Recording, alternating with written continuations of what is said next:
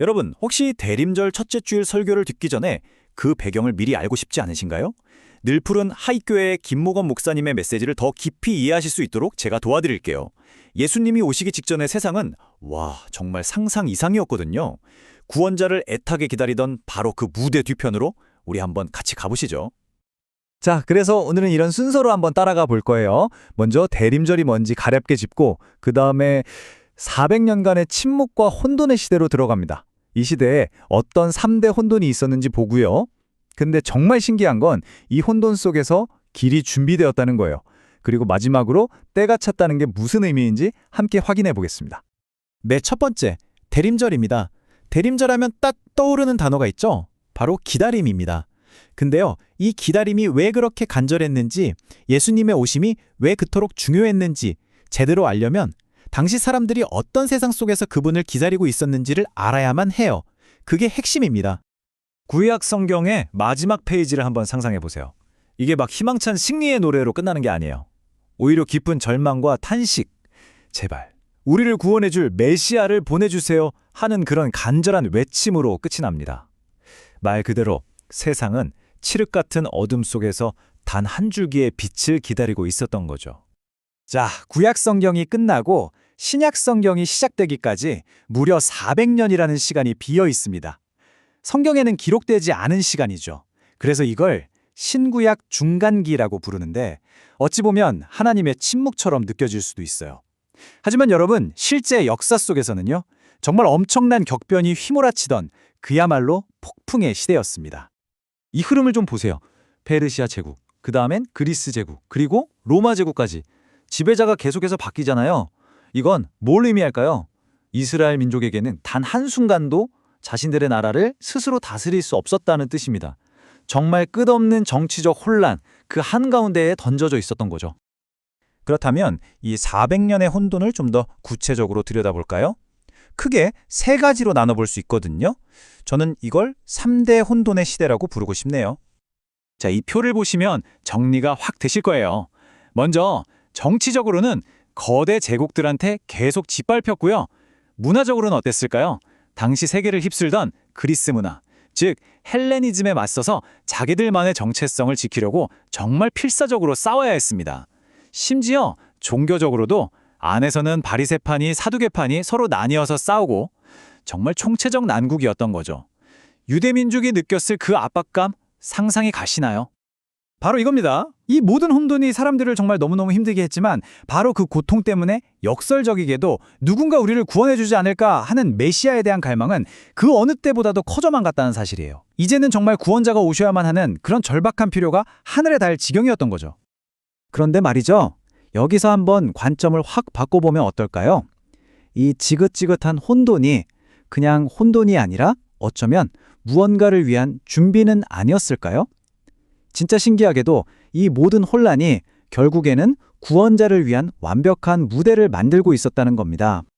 정말 놀라운 이야기인데요. 이 칠흑 같은 혼돈 속에서 오히려 그리스도의 복음이 온 세상으로 뻗어나갈 수 있는 네 가지 길이 아주 기가 막히게 준비되고 있었습니다. 그 네 가지가 뭐냐면요. 바로 이겁니다. 첫째, 하나로 쫙 연결된 세계. 둘째, 누구나 쓰는 공용어. 셋째, 사통팔달로 뚫린 도로망. 그리고 넷째, 세계 곳곳에 퍼져 있던 유대인 네트워크. 바로 디아스포라입니다. 자, 하나씩 볼까요? 첫 번째는요. 하나로 연결된 세계예요. 당시 로마 제국이 지중해 세계를 통째로 하나로 묶어버렸거든요. 국경이 사실상 없어진 거죠. 덕분에 새로운 생각이나 메시지가 퍼져나가는 속도가 이건 예전과는 비교도 안 될 정도로 빨라진 겁니다. 거대한 고속도로가 뚫린 셈이죠. 두 번째는 공용어입니다. 알렉산더 대왕 덕분에 헬라어, 그러니까 그리스어가 지금의 영어처럼 국제 공용어가 됐어요. 이게 얼마나 대단한 거냐면요. 선교사들이 어딜 가든 통역이 필요 없었던 거예요. 복음이 언어의 장벽 없이 다이렉트로 전해질 수 있는 정말 최적의 환경이 만들어진 거죠. 세 번째는 아주 실질적인 건데요. 바로 도로입니다. 모든 길은 로마로 통한다는 말 들어보셨죠?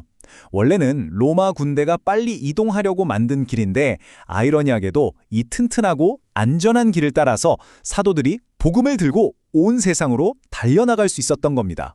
복음의 고속도로가 된 거죠. 그리고 마지막 네 번째 퍼즐 조각은 바로 디아스포라입니다. 이건 나라를 잃고 전 세계에 흩어져 살게 된 유대인들을 말하는데요. 이 비극적인 역사가 또 한 번의 역설을 만들어냅니다. 사도들이 어느 도시에 가든지 이미 그곳에 유대인 공동체가 있었던 거예요.